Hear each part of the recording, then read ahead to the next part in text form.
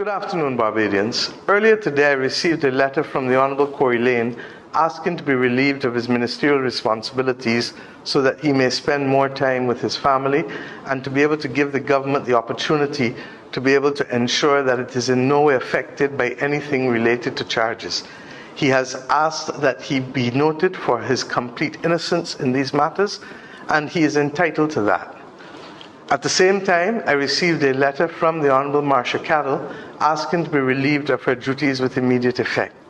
I have therefore accordingly informed Her Excellency President of Barbados, the Most Honourable Dame Sandra Mason, of changes that become effective tomorrow, February 26. One, that the Honourable Kirk Humphrey will take responsibility for the Office of Crime Prevention in the Ministry of People Empowerment and Elder Affairs.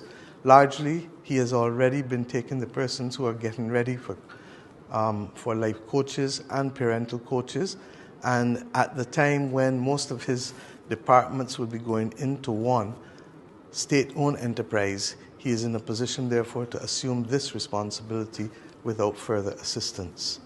I have equally asked the Honourable Kay McConney to assume responsibility for the Ministry of Economic Affairs and Investment as full Minister.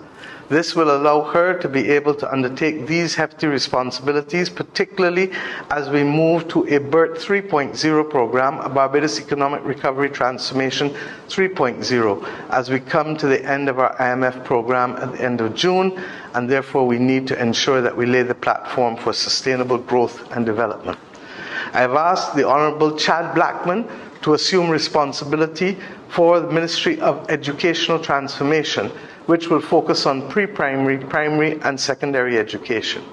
I have asked the Honourable Sandra Husbands to assume responsibility for Ministry of Training and Tertiary Education, recognizing that government would wish to put all of its training programs in one, those from the Ministry of Public Service, those from the National Transformation Initiative, all of those previously in the Ministry of Education, so that the country can undertake a massive program for the upskilling of our people.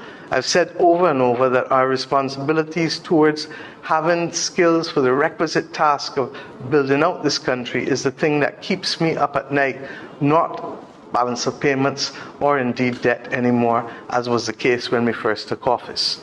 I've also asked Mr. Jonathan Reid to assume responsibility as Minister of Innovation, Industry, Science and Technology.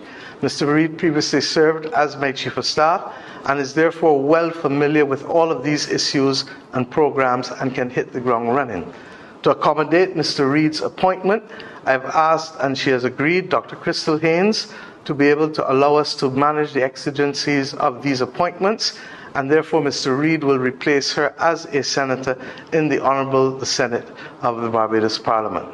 I want to thank the Honourable Corey Lane, the Honourable Marcia Cadell, and indeed Dr. Crystal Haynes for their service to the Government of Barbados, and wish them all the very best, and as they continue to work with us in a collegial framework as we go forward in mission transformation and indeed in the building of our resilience at a time that is most difficult for the world. We are facing a number of grave uncertainties, and therefore our ability to stay focused and to get the job done is uppermost in our minds.